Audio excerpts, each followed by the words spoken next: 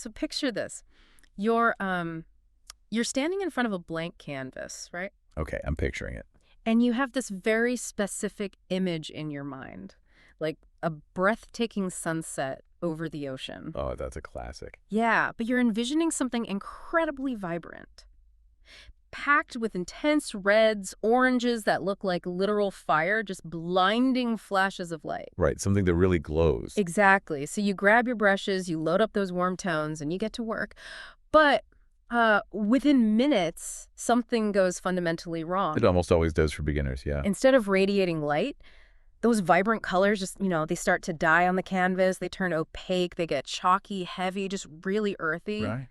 What was supposed to be this glowing atmospheric sky now looks like a muddy, unworkable mess. It's the ultimate reality check, honestly, for anyone working with physical media. Right. I mean, you can have the highest grade pigments in your tubes, but the moment they interact on the surface, Yeah. well, the physical outcome is often a total collapse of luminosity. And it's so frustrating. It is. But it's a structural failure, not a lack of vision. We are dealing with the rigid physics of subtractive color mixing. Which is exactly what we are unpacking in today's deep dive. We're looking at the professional mechanics of keeping acrylic paint vibrant. And it's such a crucial topic. Oh, absolutely. I mean, we have a complete masterclass to break down today, focusing entirely on how to construct a textured sunset over the ocean without sacrificing a single photon of light. Yeah, we are looking at the methods of Laura Palacios, and what she does is, well, she fundamentally alters the architecture of the paint itself. It's basically like baking a delicate pastry, right? Like if you just throw all the ingredients into a bowl and mash them together, you get a dense, unappetizing mess. That's a great way to put it. You really have to understand the chemistry of the layering. Exactly. And the precision we see from La Maestra here is staggering. It's a complete subversion of how most people intuitively handle acrylics. Because she doesn't treat the canvas as a coloring book. No, not at all. She treats the painting as a series of transparent, overlapping optical filters. Right. So we're going to look at, polymer dilution, structural underpainting, and most importantly, the physical discipline of subtraction. Let's start right at the beginning, at the blank 30 by 40 centimeter canvas, because I feel like this is where the fatal error usually happens. Oh, absolutely. If you watch someone inexperienced try to capture a luminous sunset, they almost always default to aggressive wet-on-wet blending. Yeah, they throw cadmium yellow, coral orange, and quinacridone red right onto the palette. Or worse, directly onto the canvas. Exactly. And they just scrub them together with a bristle brush to create a gradient. Which, I mean, that guarantees a muddy result, doesn't it? It does, because when you forcefully scrub wet pigments together, Yeah. you are physically homogenizing them. Right. Every pigment naturally absorbs certain wavelengths of light and reflects others. Okay, so when you mix them into a single physical paste, You are combining their absorption properties. More light gets trapped in that new intermediate compound, and less light bounces back to your retina. You're literally manufacturing darkness. manufacturing darkness. Wow. So the alternative is optical blending. Precisely. In advanced practice, true vibrancy isn't mixed on the palette. It's mixed in the viewer's eye. Oh, that's fascinating. Yeah, you achieve this by layering pure, unadulterated tones over one another. You let the light travel through the transparent layers of the acrylic, hit the base, and bounce back out. And that brings us to the foundation of this specific piece. Laura Palacios starts with the canvas, but she completely ignores the white gesso primer. Right, she does something really unexpected. Yeah, she takes a sponge and lays down a perfectly smooth, completely homogeneous base layer of pure, highly saturated yellow across the entire surface. And the tool choice is critical there. A sponge doesn't leave the microscopic ridges and furrows that a stiff brush does. So it's totally flat. Entirely flat. It acts as an uninterrupted, luminous ground for the rest of the architecture. Okay, but I have to push back on this step a little bit. Sure, go ahead. Because if the ultimate goal of optical blending is to have light pass through the transparent layers and bounce back to the viewer, why cover the white gesso? That's a fair question. Right, because titanium white has the highest refractive index of any pigment on the palette. It bounces back the maximum amount of light. Wouldn't a stark white background make those translucent oranges and reds pop way more aggressively than a yellow background? It's a totally valid assumption, but it ignores color temperature relativity. Oh, okay. How so? Well, titanium white is highly reflective, yes, but it is also inherently cool and stark. Oh, I see. So if you glaze a highly diluted translucent warm orange directly over stark white, the white ground cools the orange from underneath. Like it visually desaturates it. Exactly. It can make the midtones look almost sickly or chalky because that cold light is fighting the warm pigment. So the white basically acts as an antagonist to the warm color temperature. That's a perfect way to describe it. By establishing that brilliant yellow base, La Gran Artista is harmonizing the ambient light of the entire piece before she even starts painting the subject. Because yellow sits directly adjacent to orange and red on the color spectrum. Exactly. It functions as an active, warm light source radiating from within the painting. Any subsequent warm glaze placed on top of it will be supported by a luminous, thermally related undertone rather than, competing with a cold, clinical white wall. That structural foresight is just brilliant. So we have this 30 by 40 centimeter canvas, completely flat, radiating pure yellow. Right. Now we have to build the sky. We need to transition into those deep, fiery oranges and reds. But we just established that physically scrubbing them together creates mud. Right, so spatial organization is her first defense here. Grupo Rayem demonstrates the use of a sharp masking cape horizon line to isolate the sky from the sea. Okay, so the bottom half is protected. Exactly. Once it's protected, we go back to the sponge to apply the orange. But, and this is crucial, the absolute non-negotiable rule here is that the orange is never mixed with the yellow on the palette. But if you aren't mixing them, how do you achieve that seamless atmospheric gradient of a sunset? Like, we don't want brutal, hard-edged blocks of color in the sky. No, you don't. And this is where we get into the rheology of the paint. Specifically, extreme dilution. Oh, right, water. Yeah. To create the delicate transition zones where the orange meets the yellow, the orange acrylic is heavily diluted with water. It's transformed from a high viscosity paste into a fluid, translucent wash. And then for the darker top part. In the upper atmosphere where the color needs to be dense, she uses the pure, undiluted orange. Hold on, though. I've always been warned about over-diluting acrylics. It is a common warning, yes. Like, if you break the paint down with too much water, doesn't the acrylic polymer binder fail? The pigment particles lose their suspension, the paint film loses its structural integrity, and it can just flake right off the canvas when it dries. Under normal circumstances, yeah. If you are painting on a completely slick surface, over-dilution is a massive structural risk. But she's not doing that here. Right. Remember that sponge technique we discussed earlier? The yellow base. Yes. That initial yellow base layer isn't perfectly slick. It has a microporous texture from the canvas weave and the sponged acrylic. Oh, I get it. So the water has somewhere to go. Exactly. When La Maestra applies that heavily diluted orange water wash, she isn't trying to build a thick, independent paint film. She is essentially creating a stain. The water carries the pigment particles down into the microscopic tooth of that yellow base layer. Right, and because it's diluted to the point of transparency, the solid yellow base is allowed to shine straight through the orange pigment. So the physical paint isn't a gradient at all? Nope. It is a solid sheet of yellow, overlaid with a varying thickness of orange particles. The human retina is what actually perceives the smooth transition.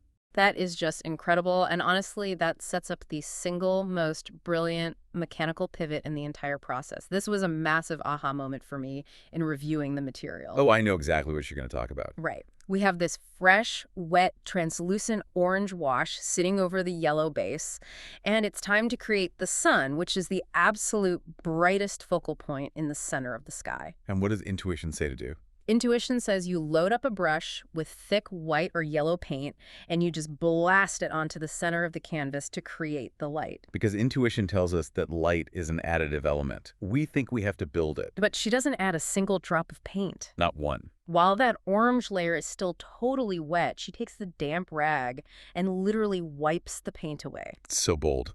She uses this tight, circular motion in the dead center of the sky, physically removing the wet orange pigment right off the canvas. It's the ultimate act of subtractive painting. It is exactly like sculpting marble. When you carve stone, you aren't building a figure by adding clay. You are chiseling away the excess material to reveal the form that already exists inside the block. Yes, that's a perfect analogy. In this technique, she isn't painting the light, she is carving away the darkness. She removes the orange filter to expose the pure, unadulterated yellow base layer we laid down in step 1. It literally looks like she is opening a window in the sky to let the trapped light pour out. It does. But doesn't that require just a ridiculous amount of confidence? Oh, absolutely, because you only have a window of a few minutes before that acrylic polymerizes and locks into place permanently. Right, acrylic dries so fast. Exactly. And once she wipes away that negative space, the discipline of the method demands a full stop. Yeah. She immediately brings in a hairdryer to force cure the acrylic. Wait, really? A hairdryer? Yes. Every single molecule of that layer must be bone dry before she moves on. Because if she applies the next layer while it's even slightly tacky... She reactivates the polymer, and we are back to making mud. Wow. Yeah, the integrity of optical blending relies entirely on the physical separation of the layers. So once that orange is locked in, she repeats the exact same dilution mechanics with the red layer. And then the darks at the very top. Right. Finally, with a burnt umber, which is a deep, earthy brown, for the absolute darkest, highest points of the atmosphere. And the crazy part is, up to this point, the actual physical sun hasn't even been painted yet. No, it hasn't. We just have this glowing, carved-out halo of negative space. The physical sun requires a totally different mechanical approach. Once the entire atmospheric gradient is rock solid, La Gran Artista abandons the sponge and the rags. She picks up a cat's tongue brush. And for those unfamiliar, a cat's tongue brush has a flat ferrule, but the bristles taper into a soft, rounded dome shape. Which makes it the perfect architectural tool for this specific shape. The brush's natural geometry does all the work. So what color does she use? She loads it with a highly opaque cream color. Right. And it's not pure white, noticeably, but a warm cream. Keeping with that warm color temperature. Exactly. She uses the curve of the bristles to stamp the solid sun directly into the center of that carved-out halo. Then she lightly feathers the edges with the dry brush so it integrates into the atmosphere, rather than looking like a sticker just slapped onto the canvas. And then comes the impasto.